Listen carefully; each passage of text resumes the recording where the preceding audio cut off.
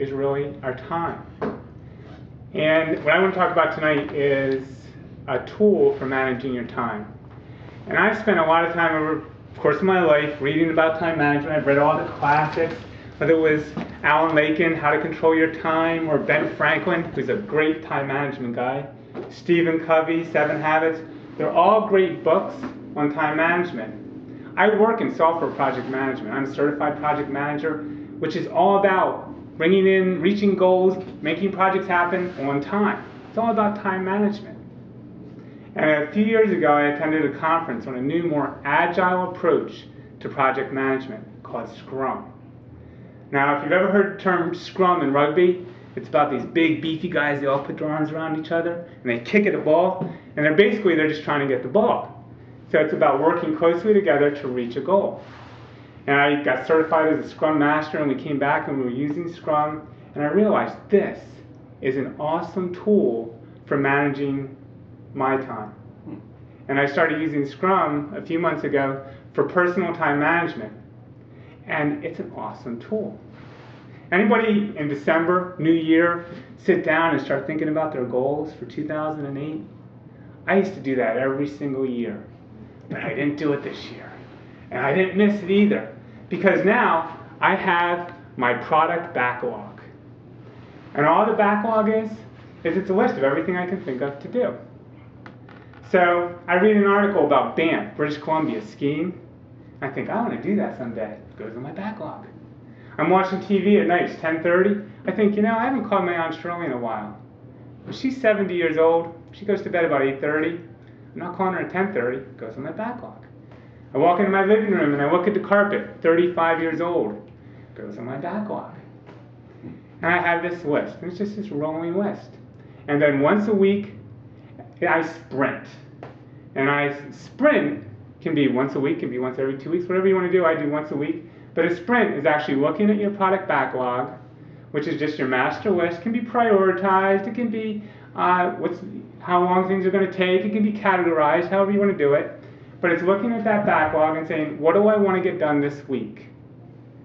And I look, Banff. Not going to happen this week. And then I look at Aunt Shirley and I say, I can definitely call Aunt Shirley this week.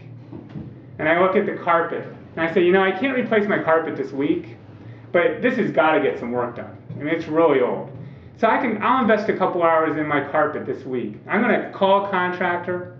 I can do that. I'm going to get some samples, get them in. I can look at the samples. I can get that done this week. And I put it on my sprint backlog. And then every day I have what they call a Scrum meeting.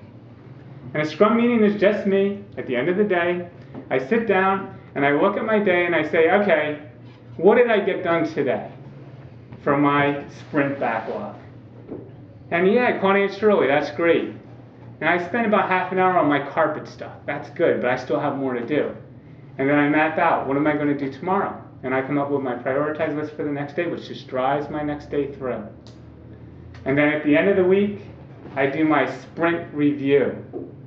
And all your sprint review is going back and looking at, how did I do this week? I had 25 hours worth of stuff I wanted to get done for work this week on my sprint backlog, on my weekly to-do list. And I only got 10 hours done. How come? Am I biting off too much? Or am I getting distracted on things that I really shouldn't get distracted on? And after I do my assessment, I just whirl it right around again into the next week, and I look at my product backlog again and plan out my week. And it's been an awesome tool for me for getting the most out of my weeks and out of my time. Anybody notice how the holidays kind of just went by so quick? Like they were here and then they were gone. I used to hate the winter. Hated it. I dread it because I love the summer so much. But I don't anymore. I don't even care anymore because you know why? It's going to be summer before I know it. This winter's going to go by just like that. It'll be gone. As the time flies by, we want to maximize our time. Get the most out of your time with Scrum. That's it. So now I have 2 minutes for questions. So So if anybody wants to ask me a question now, would be a wonderful time to do it. Ken. What does Scrum mean? Is that an acronym or what? Scrum, it's actually taken from the rugby term.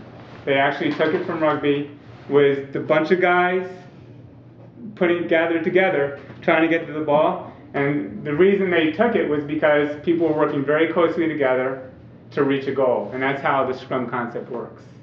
Well, if these guys want to get the ball, why don't they just take their hands off each other's shoulders and Because it's the rules of the game. It's the rules of the rugby game. Rich. How's this going to get you to BAM? How will it get me to BAM? Yes.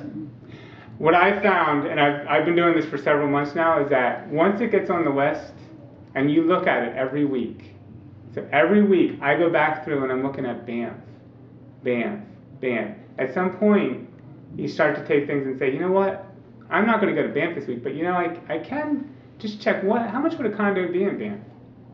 And you start to take little snippets during the course of the week, which rolls you into actually achieving some of these big goals that, I don't know about you, but I used to have these big goals that I'd have, and I'd be in my head, and I'd think about them every once in a while, but I never do anything on them.